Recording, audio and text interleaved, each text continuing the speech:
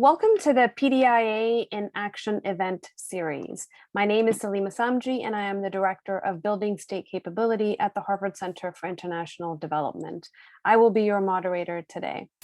The format of today's session is as follows. I will begin with an overview of this event series, followed by a presentation before we open for a Q&A session. Feel free to put your questions in the chat during the presentation. Matt Andrews and I co-teach MLD 103M at the Kennedy School. It's a field lab class where students learn how to use the PDIA problem-driven iterative adaptation approach by working on real-world problems. They learn by doing.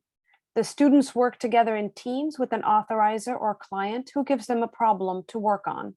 This year, we asked the alumni of our Implementing Public Policy Executive Program to nominate problems for our students.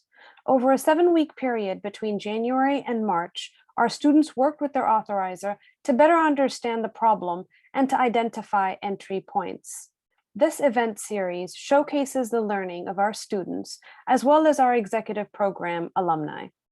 Our topic for today's session is exploring trade between Kenya and Canada. And with us, we have our student team, Bishal Belbase, Mayra Hoyos, John Diing, and Stephanie Shalkoski. Welcome. The students worked with Dr. Imbenzi George, who is the Honorary Consul General of Kenya to Canada and an Implementing Public Policy Program alumni. I'd now like to invite John to get us started. John, over to you. Thank you, Salimah. Thank you, Dr. Imbenzi, and thank you to colleagues who are attending this session today. Our team is called Canadian Safari. The four of us explored the trade between Canada and Kenya using the PDIA tool. And as mentioned by Salimah, we look at PDIA tool as a unique way of approaching a problem. First and foremost, whatever we see as a problem is assumed as a signal. It's not a problem. And so we are actually bound to construct a problem, given a little bit of the data that we have gathered. And after we have constructed it, then we have to break it down into sections that are accessible and critical to solve. And then we identify entry points from those sub-problems. And then we see what to learn. And then, of course, we do iteration so that we solve the problem. Now, what are our signals that we saw that told us there was a problem between Kenya and Canada's trade? And the signals were, first thing that we realized is that we know that Canada has a GDP of 1.7 trillion, while Kenya has $95 billion. These are big trade, these are big volumes. And we expected some sort of, trade framework to be in place. So the absence of bilateral trade agreement was the first signal that we thought was actually something was amiss. And so we dug a little bit deeper to see exactly what's going on between the two countries. And we realized the trade volumes were comparably so low compared to what's happening between Kenya and the rest of the world and Canada and the rest of the world. For example, on our screen, you can see we're trying to compare what Kenya imports and exports from Canada comparable to what happens in the US. We're all aware that US has about 21 trillion GDP, comparably higher to to the volume of Canada, which is 1.7 trillion. But again, the volumes were indicative that this trade was not efficient.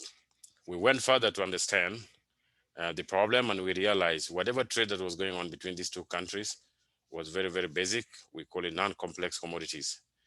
Non-complex commodities are commodities that are very basic, mostly from agricultural produce and textiles. And that form about 51% of the trade that goes on between the two countries, which is indicative that whatever that's going on is not sophisticated, and the two economies are advanced enough to trade in more complicated or complex commodities.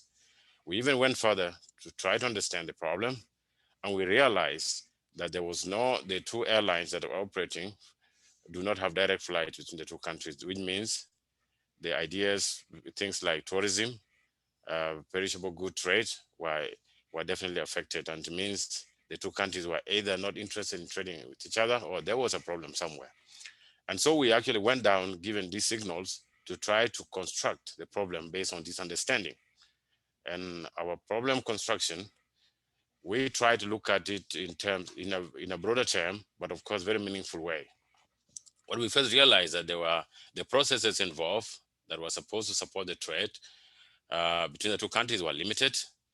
The systems were non-functional and actually non-existent. For example, absence of the framework, that is the bilateral trade agreement, and then now the structures, that is governmental structures on both sides of the government. There were no standing structures that would support the trade. So we constructed our problem as limited trade processes, systems, and support structures to be the ones that affect the development of trade between Canada and Kenya. And then we actually went further, having constructed this problem, we went to actually deconstruct it into pieces that we think would be dealt with in terms of trying to resolve it. And this is where we go to our fishbone diagram. And in our fishbone diagram, in trying to solve the problem, we look at it in 5 thematic areas. The one thematic area that is of high importance first is looking at the policies that are in place. And because those are government driven, then we look at the human resource that is in place. We look at the processes that are supposed to support business. And then we look at the business environment in both countries and information technology, which is actually a support tool.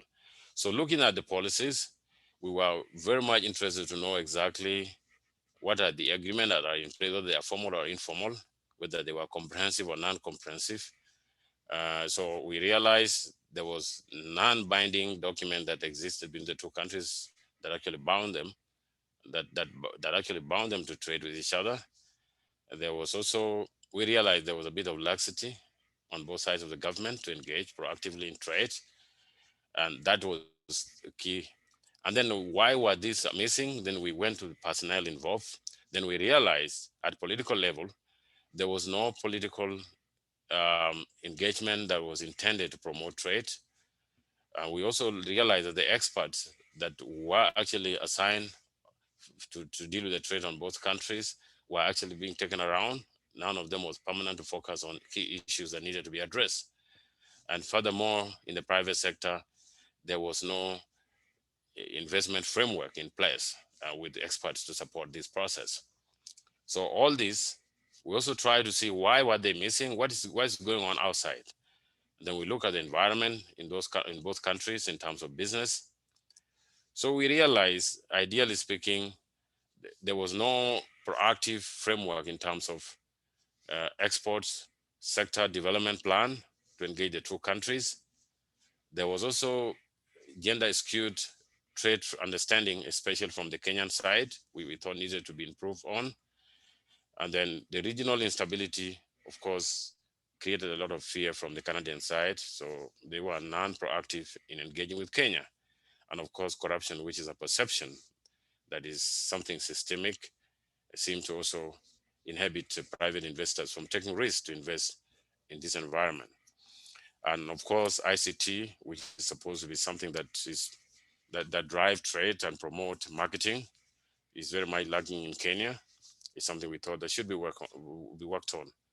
And then the processes involved, which are generally systemic barriers. They are internal in terms of how do you get farmers to produce goods? How are they processed?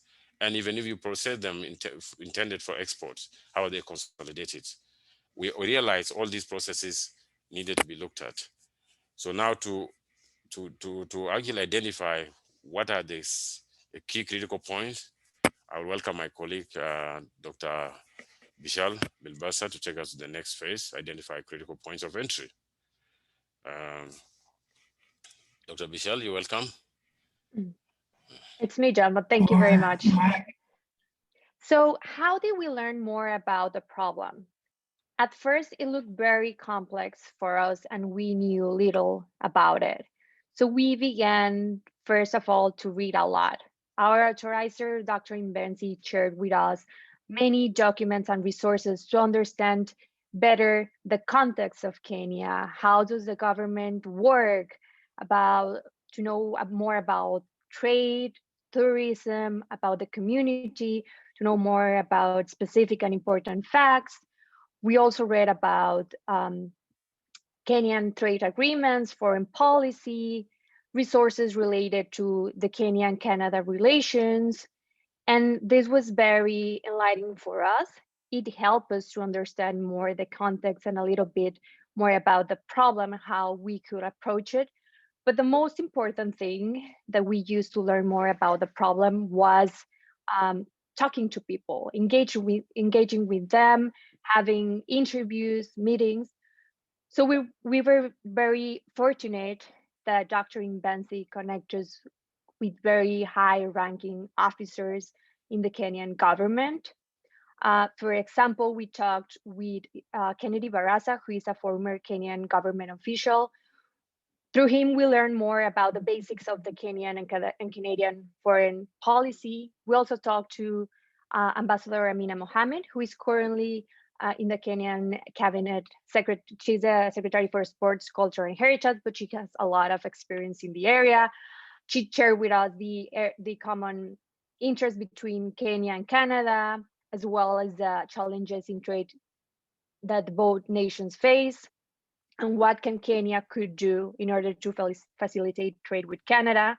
We also had a very rich conversation with Ambassador Weru, who is the principal secretary in the State of Department. We mainly learned about the barriers to trade and how Kenya needs to strengthen its institutions to engage better with the international system. And we also learned about soft and hard infrastructure in Kenya. We talked to Dr. Cherry Ems, which was very enlightening because she's not from the government, she's from the nonprofit sector. And talking to her gave us a new perspective about the problems and the ideas that we were proposing to solve it. So she suggested we explore a new industry, which was the digital knowledge industry, as a way to solve the problem. And she also mentioned how perceptions is an important factor that could alter trade between the two countries. Finally, we also talked to Salimah. So she's an academic practitioner of Kenyan origin, and she's a director of the building capacity of public organizations in the Kennedy School. And she gave us a broader perspective of the Kenyan diaspora and on ideas on how to solve the challenge through education, trainings, or think tanks.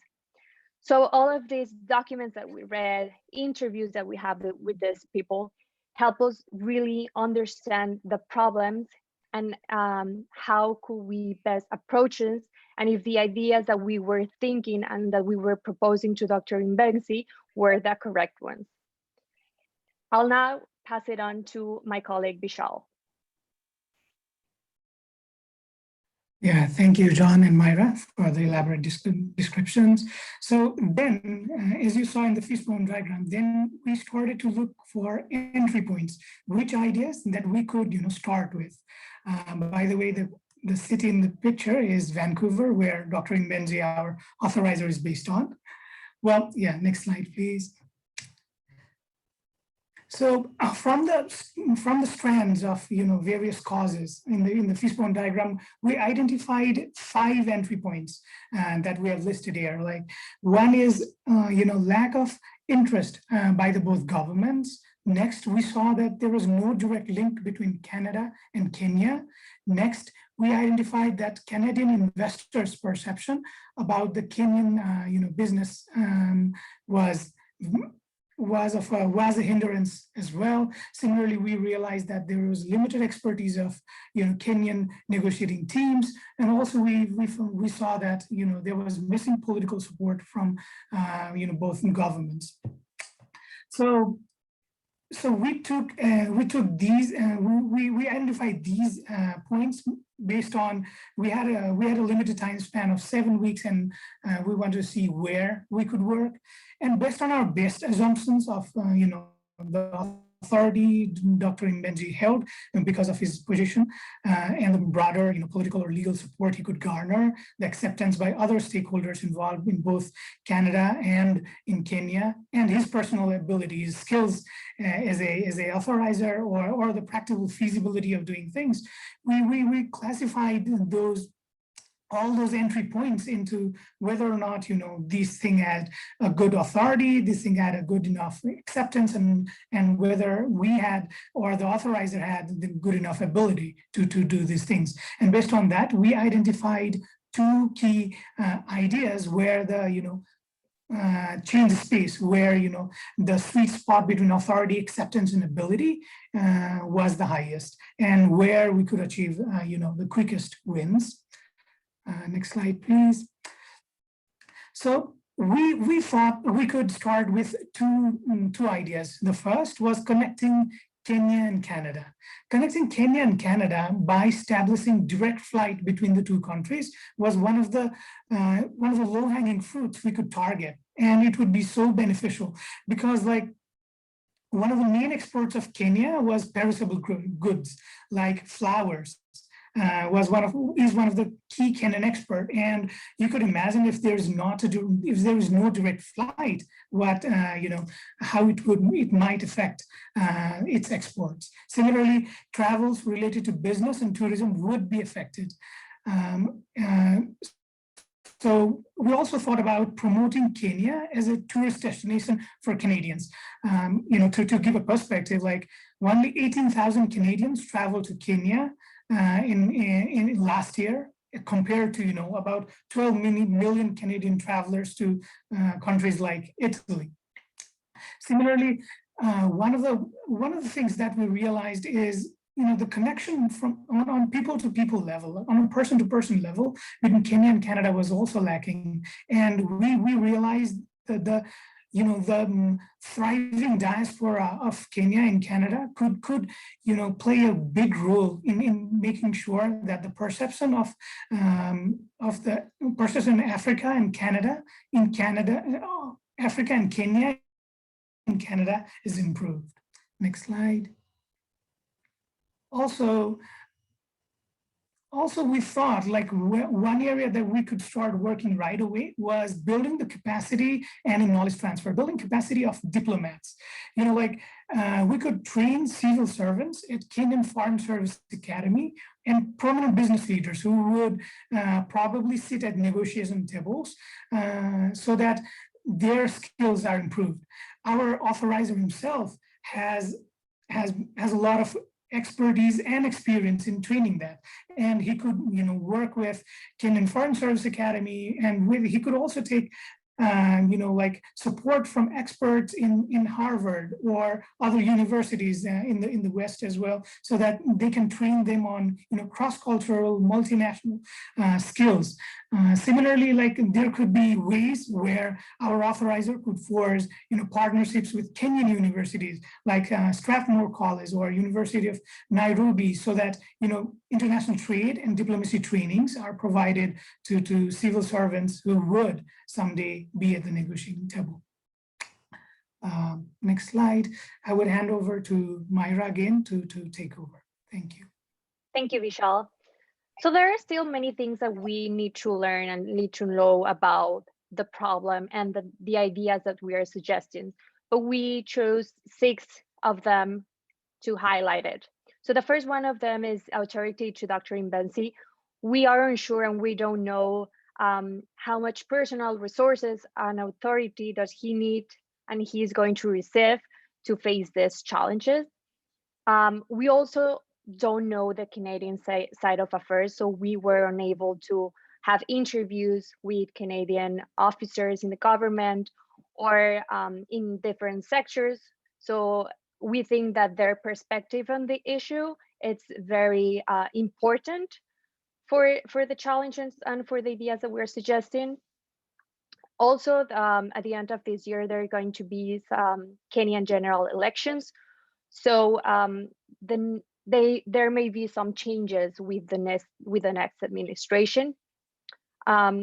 We couldn't figure out exactly how we could engage with the large Kenyan diaspora, and we were also unsure of the interest and priority to this issue that the government or the politicians will give.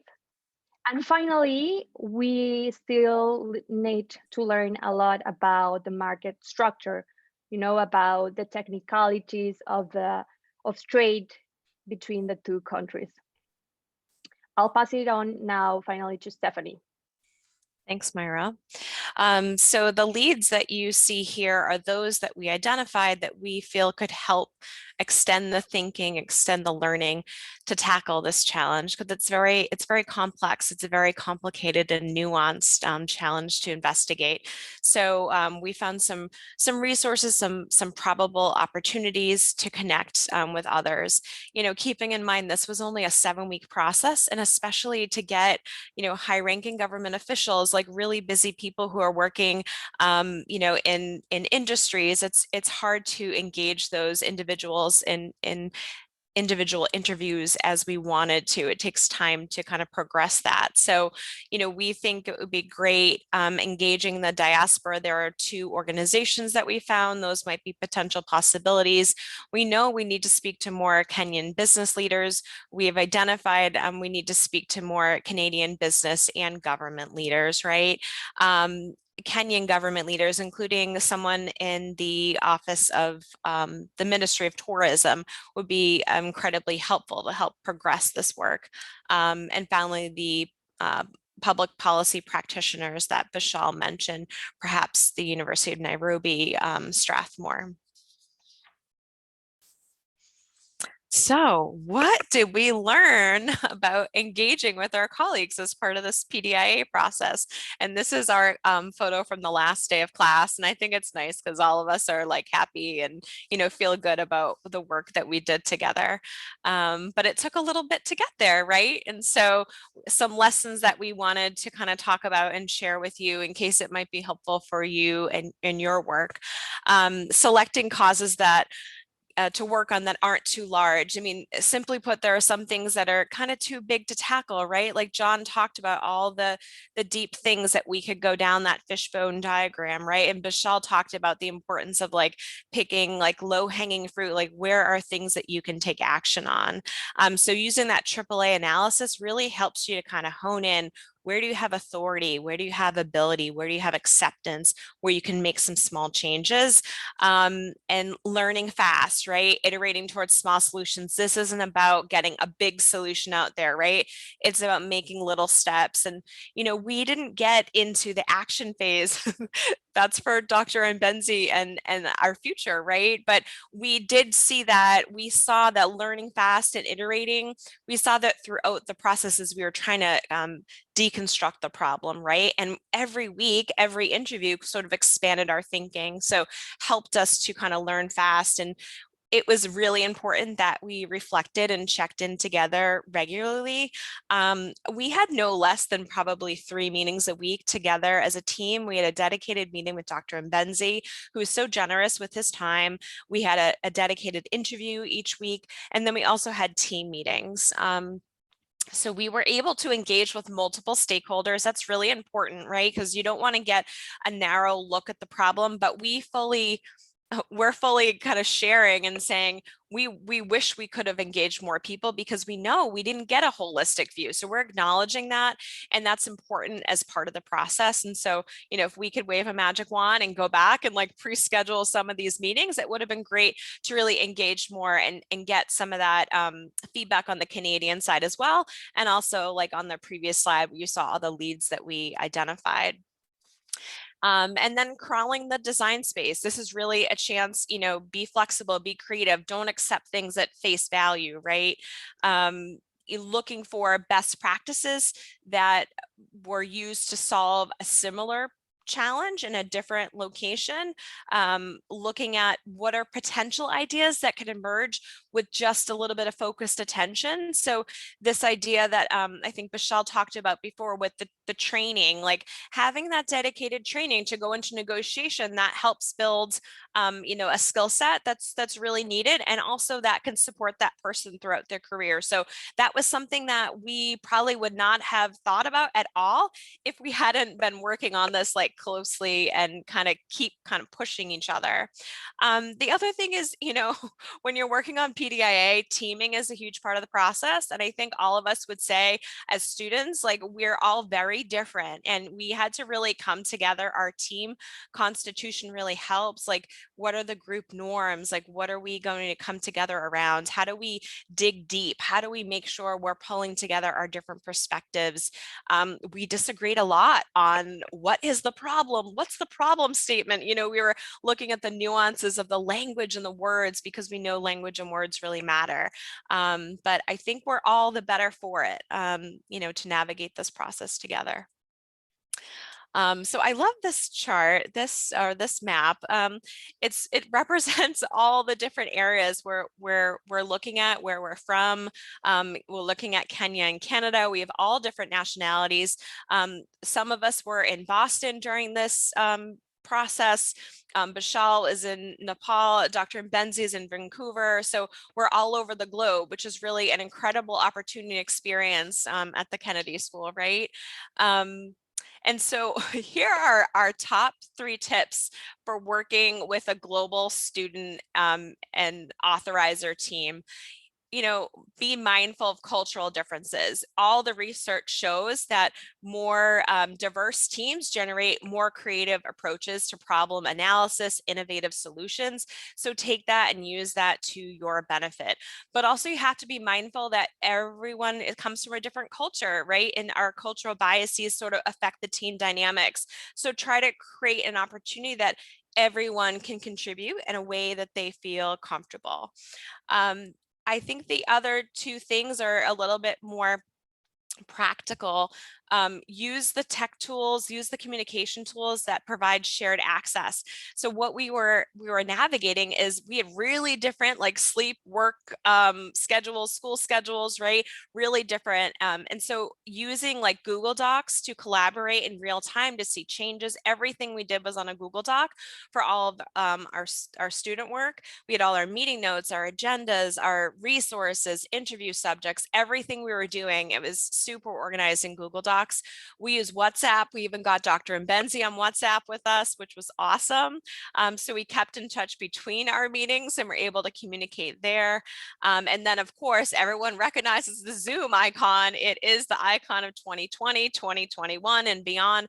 But what's so great about Zoom is we were able to interview people across the world, right? But it gives you a little bit more of a connection rather than just hearing the audio. You can see someone. And I think that's really important to building trust and credibility, especially when you're talking to people who are new and that they don't know you and you don't know them. So I hope that helped to put our interview subjects a little bit more at ease. And then I would say, what we did on our team is we put our time zones into our phone apps so we knew like what time it was wherever our teammates were located. And then we have a screenshot from the time zone converter. So you can see like we were really lucky. Dr. Imbenzi is a morning person, so he was able to join us really early, thankfully. And that allowed us to interview our guests who were in Kenya. And also we got Bishal in his early evening and we got us in Boston during the day. So it's may seem like a minor thing, but I think being mindful of small things like that is really important. And the other thing is, I would say our top tip is you need to work with someone who really cares deeply about the challenge and wants to give generously of his time and expertise. We are students, you know, and we want to help Dr. Imbenzi, but we're grateful. He spent a lot of time with us, a lot of time explaining, a lot of time coaching, and also I would say, frankly, being very open to the things that we were sharing and suggesting. And, you know, I think he is a wonderful teacher in that way. So I would say thank you to Dr. Imbenzi from Team Canadian Safari. And that concludes today's presentation, or today's student presentation. Thank you. Thank you very much, Stephanie. I'd now like to invite Dr. Imbenzi to share his perspective of working with our students and what he learned through this experience. Welcome, Dr. Imbenzi. Thank you. Again, it's exciting to be here this morning, Vancouver time, evening, wherever you guys are, somewhere else around the world. For me, it was a privilege. I've taught international groups where I do a lecture and I've got people from around the world. But this was the first time where I worked with a global community. I had Africa, I had Asia, I had South American, I had Canadian and American on the team. These were diverse perspective. I wasn't just getting an American perspective. I was getting a global perspective of young scholars, really showing me what is possible. When I took PDIA last year, I had this idea that, Kenya needed to establish a trade agreement with Canada. But when I met my team from Harvard, I realized that was the wrong question. That was the wrong direction. They put me onto a whole different thought process. They allowed me to begin to ask the right questions. For example, when we looked at the entry points, which was big for me, one of the things that they brought across was Canadian investors' perception about Kenya business and environments. When I took my PDA, I just wanted a trade agreement to be written. But when they started working with me, they pretty much asked, why should Canadian businesses be interested to invest in Kenya? And then I realized very quickly, that's one of the areas that the Kenyan government had not worked well on. They had done a really poor job in marketing the Kenyan business community. But it's interesting, after we finished our class, one thing I realized very quickly is our cabinet secretary in the Ministry of Treasury had also in the background realized there was a problem. So he came up with a new document on global competitive and prosperous nation. And in it, what he did to do, he looked at all Kenyan business opportunities and he listed, put them all in one directory. And he goes, if Kenya is going to move forward, the global community needs to realize what Kenyan businesses are, what Kenyan business opportunities are. So it confirmed what the young scholars were telling me, that don't think about agreement, think about what can Kenya offer the global community and why should Canadians be interested? So for me, that was a real aha moment where I go, I wish when I was going through my 8 months at PDIA, I would have started at that point because I've been way ahead. How do I feel going forward? I'm excited about what is possible. The connections about, universities like University of Nairobi, Strathmore University, some of the ideas where the team shared in terms of the connections, the Kenya School of Government or Kenya Foreign Service Institute, the role they'll be able to play to bridge and help educate, first of all, the diplomats that are being put forward to represent Kenya in Canada or around the world. They would have the proper skills to be able to help Kenya negotiate. See, that aspect, I knew it was weak, but they confirmed that area for me so clearly. And I'm really excited about what lies ahead. 2 weeks ago, we had a meeting with the Cabinet Secretary of Treasury. And again, in his alignment, he wanted to share of, Kenyan investment. The colleagues talk about diaspora. He brought the diaspora to the forefront. He goes, we need to use the diaspora to affect change and to let the global community know Kenya is open for business. So again, from Vancouver, I want to say thank you to the team. And lastly, to Kennedy School, Salimah's team. You see, one of the things I believe that is possible and that Kenya really needs, and this was confirmed with a permanent secretary for, a principal secretary for trade, who's also an alumni of Harvard, where if we can get the connection between what Salimah's team does and be able to have them meet our Kenya School of Government, Kenya School Academy, Foreign School Academy, where they can begin to offer resources and best practices. Is it possible for a team from the trade department to take, the same courses I took, the PDIA. See, because then they can bring the skills back home. Is it possible for Harvard to work closely with the Kenya School of Government, where training is offered and Kenyan civil servants can benefit through the skills that are offered? These are those things as I move forward, I want to share with my colleagues in Nairobi, and hopefully in the coming year, we can start implementing some of these processes. So again, Team Canada, I really thank you for all the help. Thank you. Thank you very much for your wonderful words, Dr. Imbenzi, and to the team.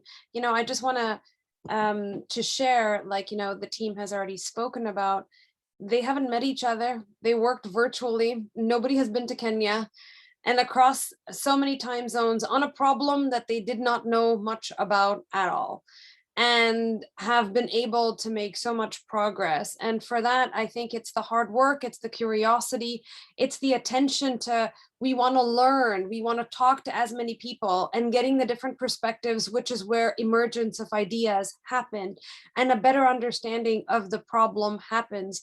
And for trusting in the process, Dr. Imbenzi was aware of what PDIA was because he had taken our implementing public policy program, but our students were kind of learning, how does this process really work? What does it look like? And by doing and working on this problem, they were able to see how this process actually unfolds, into understanding what is the real problem. Is it, like Dr. Imbenzi said, we need a trade agreement, which is really a solution trying to masquerade as a problem, right? A trade agreement is a solution, not a problem. What is the problem? And having the students kind of keep asking these questions was a really helpful process. So I want to thank all of our students for really trusting in this process and for doing incredible amounts of work in such a short time period of 7 weeks, and to Dr. Imbenzi for spending time at 7 a.m. in the morning every week with our students, and to really, committing to helping them understand and allowing them to have meetings with, people in the cabinet in Kenya. And we could not have done all of those things without your assistance. And I completely agree, there's multiple ways we can work together, and I hope that we can explore some of those in the next few days. IPP, Implementing Public Policy program that Dr. Imbenzi took last year, is open, and you can definitely send teams or individuals that you think could benefit from this program. The start date is June 7th, and it will run through to October 22nd this year. And it's fully online because we are not offering any executive education in person, not this year, maybe next year. But with that, I'd like to open the floor for questions. I would like to ask the first question to all our student team, as well as Dr. Imbenzi. What surprised you about this process? And each of you can answer. It can be part of the process, it could be the work, it could be working as a team, it could be any of those things, but what surprised you the most?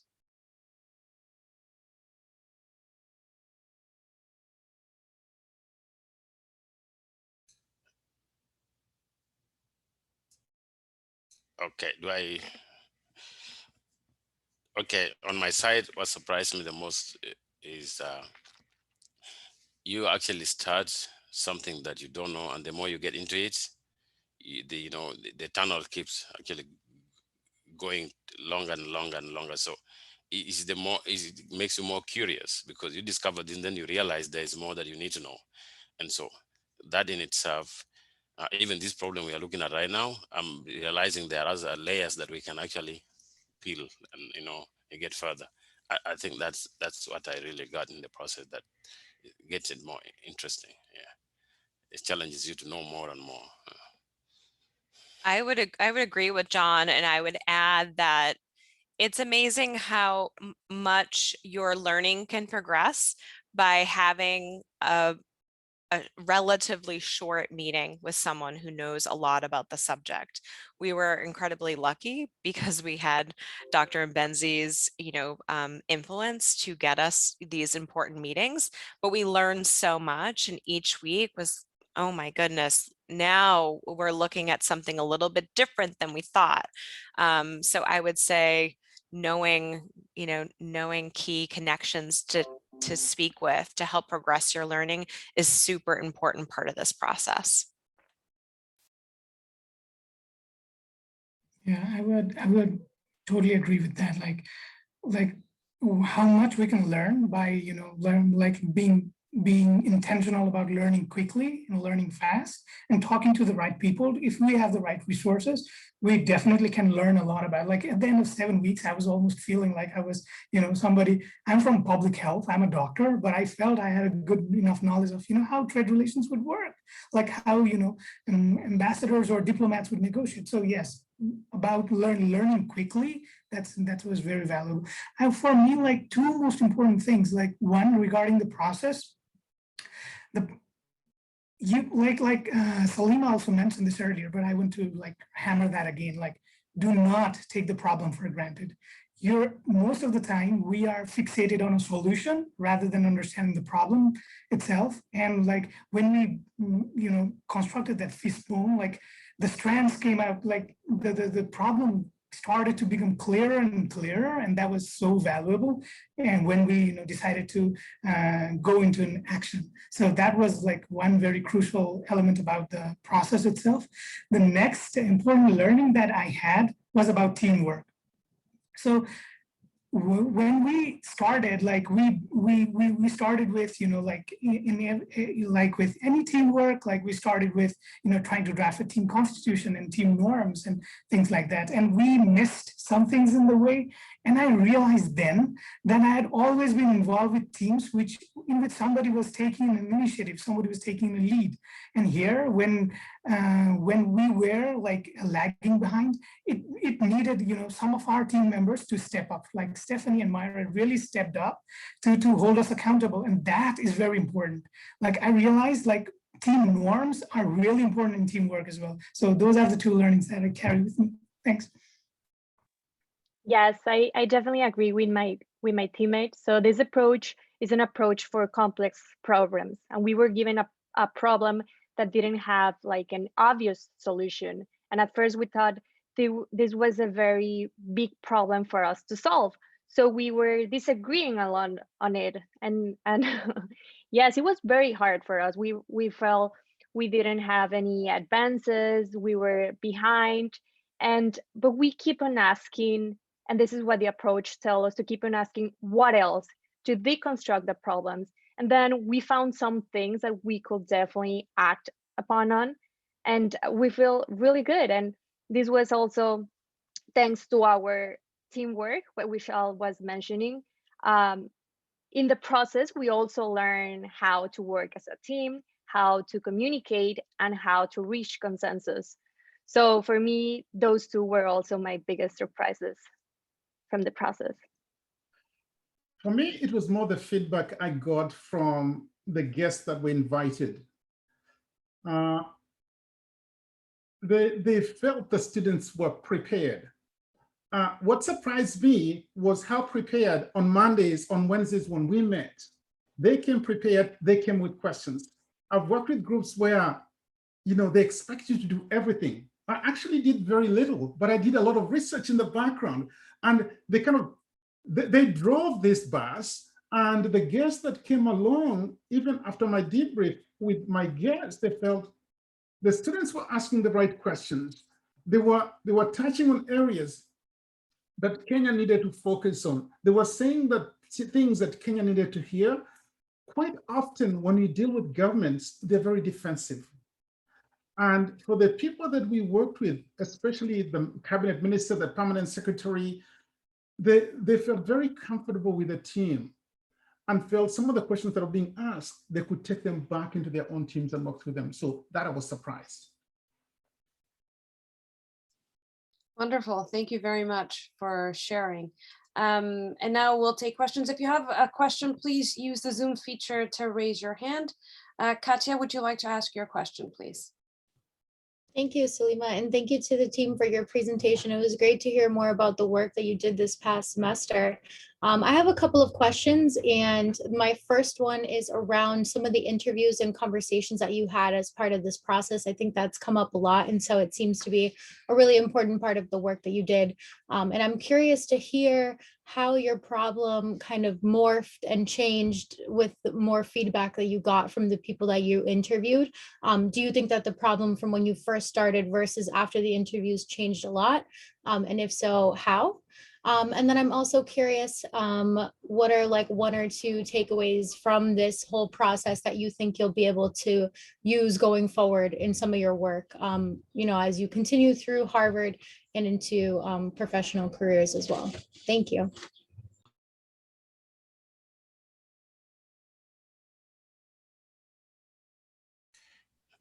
Okay, let me just start. Takeaways, PDIA is already in application. We learned it in the first, in spring 1 and in spring 2, we've already applied it in so many courses. And so the concept of positive deviation, iteration, problem deconstruction, they become part of us. And at least for me, I've applied them in other courses. So I don't know whether it will ever leave me, because it has become part of me now. Every problem has a number of layers, and you should always, authorize positive deviation. Don't be boxed into something. So PDI has a whole course is in us, in me at least. I can attest to that. How the problem changed, you will not realize it has changed, because one interview, so an idea comes in, you build into something, then by the time you come and sit as a group and sift it, before you go to the next one, you realize the perspectives keep changing. So you will not realize the changes immediately, but when you are at the end of the course is when you realize the whole thing has changed. So you cannot tell it's changing, but you only realize at the end of the journey. That's how I would answer that. Yeah. So our problem actually changed. We look at the agreement, and we throw away the agreement, then we look at the signals, then we actually fix the problem, then we break it again. And then before we knew it, the whole thing had changed. So yeah, it changed, it expanded, and we even can do more and more on that. That's my take. I would say too, I mean, how it worked is that every week we would learn something, and then the next interview guest, we would ask them about what we learned, and we would reframe what we thought the problem was, and we started to share that. That's a strategy we started maybe like in week 2.5 or week 3. We're like, let's share with our interview guests, what we're thinking now, like where we're at and what we're trying to uncover. And I think that was very successful. And I agree with John. I think like the PDIA approach sort of becomes part of you. I think for me, I learned when you have questions, even when you're working with like high level government officials who are, they're important people, and they've achieved like, status, and there's a lot of respect that I have for them. Acknowledging it's still okay to ask the questions, and that you can kind of push them. They are politicians, and so they know how to not answer a question if they don't want to, certainly, but that it's okay to kind of push. And if you don't understand something, it probably means that others do not understand it as well. And that can be for a variety of reasons, but I think I just kind of holding on to that more, like ask the questions. If there's a question, ask the question. And I would say this idea of iterating quickly, like try to learn quickly and just do something and take action. Like I said, we didn't get a chance to really take too much action besides like, the deconstruction and the fishbone, et cetera, and the learning in that way. I think if we had another 12 weeks, we could probably have more to share, but just the idea of doing something small. Big challenges are chipped away little bits at a time. Yeah, to quickly add on to this, like I'll give you a small example. Like when we started, like we were thinking, like Dr. Imbenzi had said, that the not having a trade agreement between countries was a problem. And when we discussed in our team, we started to, question like, why was a trade agreement necessary at all? Like who would it benefit if there wasn't trade agreement? Would it benefit the farmers whose products we're trying to market, or like why would it matter to whom? So digging into these questions was very crucial to deconstructing the problem. So yeah, that was one. And like one of the learnings that like Stephanie also said, like focusing on things that you can achieve quickly, like establishes a kind of momentum that you can build on. And that is crucial as well, like especially in things that are sticky like this, like and if you can start with small wins, probably you can go a lot further. So that was one thing I learned as well. Yes, I would just add that we got very valuable insights from the interviews that we wouldn't have gotten just from reading documents or resources. We get to learn what was politically feasible, for example, that is hard to know without talking to people that are inside the government or inside certain sectors. And we got like new perspectives and solutions from the problem that we had not think before. That helped us a lot. And regarding the question of how are we going to apply this in our professional lives, so I'm interested, for example, in inequality, and this is a very complex problem to solve. So I'm sure this approach will help me to navigate that area. And also I'm excited because this summer I'm doing my internship in our women's NGO that is based in Guatemala. So I'm using PDIA approach again. I'm very excited, and I already proposed this to the team in Guatemala, and they are very surprised and very happy because they've never heard before of this, and they think it's a way that they could find finally a solution for what they're looking for.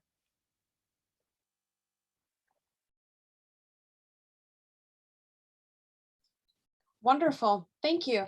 That brings us to the end of the hour. I wanted to thank everyone. Oh no, we have a question. Le Bogang, would you like to ask your question? Sorry, I just saw your hand. Hi everybody, my name is Lebo, to keep it simple. I'm an undergrad from South Africa. First of all, I just wanted to say congratulations to the team. I mean, I myself am very passionate about these sorts of issues, and I was blown away because I could see there was a lot of work that was put into this entire endeavor, something that I'm curious about. I'm not looking for, clear answers and facts, just perspectives from people who've been engaged in the material. Is since the focus is a trade agreement between two states, and Kenya is an emerging market, it's a developing country. I just wanted to find out, from your perspective, how much do you think of a factor the industrial development of Kenya was in the lack of, a trade agreement between the two states, as well as Kenya's competitiveness in the import and export markets, just from what you have seen and how you've engaged. And then secondly, do you think development-driven initiatives aimed at industrial development would have helped this particular problem, especially when it comes to boosting the import-export competitiveness of Kenya? Because at the end of the day, it's an economics issue. There's a lot of competition, there's a lot of push and pull. So it helps to develop a state's capacity and productivity so that it's competitive in the global import-export markets. So I just wanted from the things that you've seen and what you've heard, do you think this may have helped if we also included some industrial development focused approaches? Thank you. Okay, I'm talking of industrial approach and industrial development and how it affected the trade. That is just another problem, and there's a problem to it, because industrial development requires underlying support system like the power system, like the investors, how do they come and invest to enhance the industrialization. But for sure, one of the signals we mentioned earlier on was the trade in non-complex commodities. And that is already an indication that the economy has not developed a level where complexity, if you have read the Atlas of Economic Complexity, maturity of a country, an economy of a country is measured to have been matured by the complexity of the commodities that it exports or imports. So one of the things that we realized that the trade was very basic, agricultural produce and textile. But when we dug into it again, we realized that under it is that Canadian government is not very much comfortable with Kenya exporting finished goods, which means, industrialization will have to be enhanced, because when you add value, you do value addition, then you export it, then the produce will actually enhance further industrial development. But the moment it is not even allowed at the initial stage, it kills the process itself. So we don't want to focus on that, because that actually requires political engagement and developing some sort of carrot, so that you make it attractive for the Canadian government to accept Kenyan, processed goods. And that is something Kenya will have to sit back and look at the processes involved, the political leverages and diplomatic tools that you can use to bring Canada into a process where they can accept that, finished goods can be actually exported from Kenya. So we actually focus on the trade, but then if we had to go back and to solve it and to work with Dr. Imbenzi for another 1 year, then we will look actually at diplomatic leverages that can be pulled, so that Canada is a bit relaxed and be able to accept certain things from Kenya. And then from there, now you can actually ask people to come and invest in industrial industries, so that when you process goods, they will have a wider market outside. So it's just the PDIA thing again, a problem after another problem, and layers and layers. Yeah. So industrial development is very important, but it's just a symptom of so many other things. Thanks, John. Thanks, John. I do agree with John, just in a quick comment on that, where the Kenyan government has started working on that aspect. We did not touch it or go in depth into it, but the Cabinet Secretary for Treasury, and I'm just going to put this book up, they've just launched what he calls the Summary of Kenya Investment Opportunities in Kenya, Key Investment Opportunities in Kenya. And it touches things on different sectors, energy and all that Canada is used to. So it's a comprehensive package that the government has put together. And for me, what was surprising about this document, it falls so much in line with what the team was asking me through our 7 weeks. And so it's exciting to see the government starting to come and say, okay, we need to showcase what is available in Kenya.